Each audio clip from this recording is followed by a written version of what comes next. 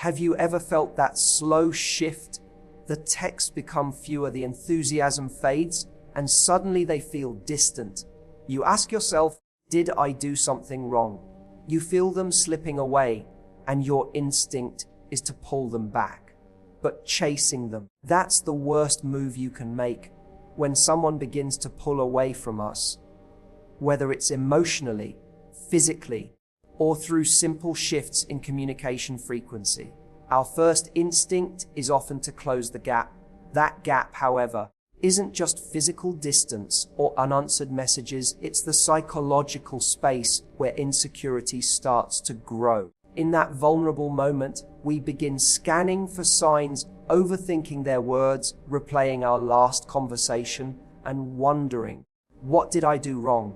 That inner panic drives us to try and fix it, usually by reaching out more, over-explaining, or trying to make ourselves more appealing to them. But underneath it all, what we're really doing is chasing. And when we chase, we immediately shift the dynamic of the relationship. Why? Because the act of chasing communicates one key thing. Whether we realize it or not, I need you more than you need me. And that changes everything. The more someone senses that they hold emotional leverage, the less motivated they are to reciprocate effort. It's not necessarily malicious, it's human nature. When something is too available or eager to please, it loses a bit of its mystery and value. It stops feeling like a mutual connection and starts feeling like a pursuit, one that's one-sided. And people don't want to be convinced to stay. They want to feel drawn to stay. What many people don't realize is that attraction isn't just built on closeness, it's also built on balance. The healthiest relationships function on mutual investment, not desperation from one side. When we chase, we essentially interrupt that balance. We shift from being an equal participant in the connection to becoming someone trying to earn or maintain another person's affection. This dynamic can feel suffocating for the other person, even if they once felt a strong connection. They begin to see us not as the confident, whole person they were originally attracted to, but as someone driven by fear of loss. That shift is subtle, but powerful. It can kill attraction faster than silence ever could. And worst of all, chasing doesn't just impact how they see you. It distorts how you see yourself. When you operate from fear, from lack, from needing someone else's presence to feel secure, you unconsciously reinforce the belief that their approval defines your value. Over time, this strips away your confidence, your boundaries, and your emotional clarity. It makes you forget that you are the prize too. So, while chasing might seem like a solution in the moment, it's actually the first step toward losing yourself in the very connection you're trying so hard to save. There's a moment in every connection where we feel the need to prove ourselves, to show we're good enough, attractive enough, loyal enough, interesting enough to be chosen. When someone starts pulling away, that urge intensifies. It can feel like a test. If I just say the right thing, show how much I care, remind them of what we had, maybe they'll come back. But trying to persuade someone of your value rarely works, because true connection isn't built on performance. It's built on alignment. The more you try to sell yourself to someone who's losing interest, the more you reinforce the idea that their approval is more valuable than your self-respect. Persuasion belongs in business pitches, not in relationships. When you're constantly trying to win someone over, you stop being yourself. You become a version of you crafted to please them, smoother, safer, more agreeable. You filter your truth because you're afraid it might push them away. And that's the moment you disconnect from your power. Because power doesn't come from how well you fit into someone else's expectations. It comes from how rooted you are in your own truth, your own values, and your own sense of self-worth, regardless of who's watching. Presence, on the other hand, speaks louder than persuasion ever could. Presence is that quiet confidence that says, I know what I bring to the table. It doesn't beg, it doesn't push, it doesn't over-explain. It allows space. It respects silence. It lets the other person come forward if they want to, and stays grounded even if they don't. There's a calm strength in presence that makes people take notice. It says, I'm here, and I'm whole, with or without your validation. That energy is far more magnetic than a carefully crafted text or a desperate attempt to reignite fading attention. People don't fall in love with your arguments. They fall in love with your energy, with the way you walk into a room, the way you hold your boundaries, the way you don't flinch when someone becomes uncertain about you. When you rest in your presence instead of chasing with persuasion, you naturally filter out the ones who only respond to attention, and you attract the ones who recognize value without needing a pitch. That's not arrogance, it's emotional maturity. And that's the energy that doesn't just attract someone, it inspires them to stay. One of the most counterintuitive yet powerful moves you can make when someone starts pulling away is to simply step back, not out of punishment, not as a manipulation tactic, but as a conscious decision to allow space. When someone becomes distant, our knee-jerk reaction is to fill the silence, to close the gap, to chase clarity. But what you need to understand is this: if you keep showing up when they've stopped, they never get to experience what life feels like without you. They don't feel the weight of your absence because you've never allowed it to exist. And as long as you're constantly present, constantly proving, constantly reaching, they have no reason to reach back. Letting someone feel your absence isn't about disappearing. It's about preserving your dignity. It's saying, if you're unsure about me, I won't try to convince you. I'll give you space to figure it out. That space is vital. It gives both of you a moment of clarity. For them, it creates contrast, the difference between life with your energy and life without it. That contrast often reveals more than words ever could.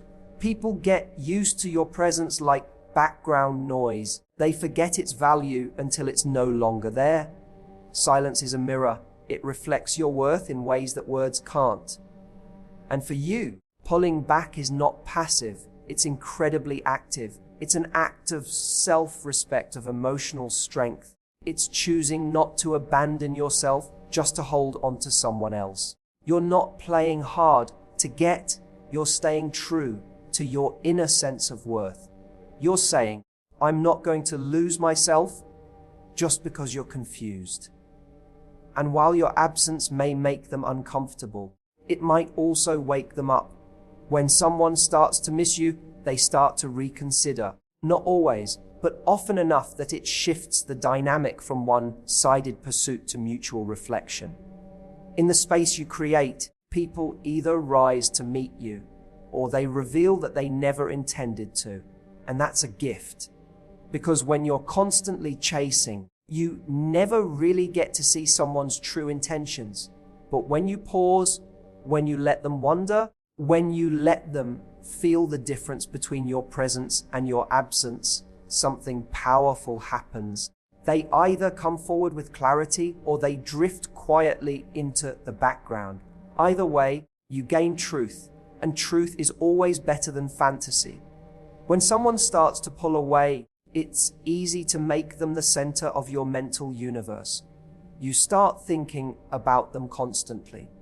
What they're doing, why they're distant, whether you should reach out or wait. This mental obsession creates an emotional loop where your mood depends on their behavior. And in that state, you stop showing up for your own life. You neglect the very things that once made you feel grounded, passionate, and whole. Your routines slip, your goals blur, and your energy shifts from creation to reaction. But this is the exact moment where you need to redirect your focus inward, not outward. Refocusing on your own life isn't about pretending you don't care. It's about remembering who you were before their presence began to define your peace? What were the things that lit you up? Who were the people that made you feel alive and seen? What goals had you set for yourself before this person became a distraction? Reconnecting with your life's rhythm isn't just healing, it's attractive. When you return to your own path, your energy shifts from anxious to expansive, and people can feel that. You stop sending out signals of lack and start radiating confidence again. There's something deeply magnetic about someone who's deeply rooted in their own world. When you're excited about your career, immersed in your passions, connected to your friends, and taking care of your body and mind, you stop seeking validation. You become it. You remind yourself that your life is already full, already meaningful. And if someone wants to be a part of it, they'll have to show up, not because you begged, but because they recognize your value and want to contribute to your happiness, not be the source of it. This shift is powerful because it transforms your emotional posture. You're no longer leaning forward, reaching, chasing. You're upright, centered, and walking your own path. That doesn't mean you don't feel anything. It means your feelings don't run the show. You begin to realize that someone pulling away doesn't have to create a void. It can actually create space for you to fill with things that nourish your soul, elevate your spirit, and remind you who you are beyond this connection. That's not just a distraction. That's how you reclaim your power. Attraction may begin with chemistry, but connection thrives on equality. For a relationship to feel healthy, safe, and sustainable, both people need to be showing up emotionally, mentally, and physically with similar levels of effort and intention. The moment you find yourself over-functioning while the other person under-functions, something essential breaks balance. One person begins to feel overwhelmed, the other begins to feel resentful.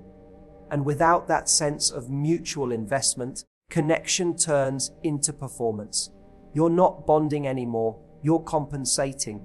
And that isn't love. That's imbalance dressed up as hope. When someone pulls away and you try to close the distance alone, you unknowingly shift the relationship dynamic. You become the emotional caretaker, the one doing the reaching, initiating, adjusting. And the other person, they become the one being catered to, the one who gets to decide if and when they re-engage. That's not equal footing, that's a power gap. And the longer you allow that pattern to continue, the more it cements.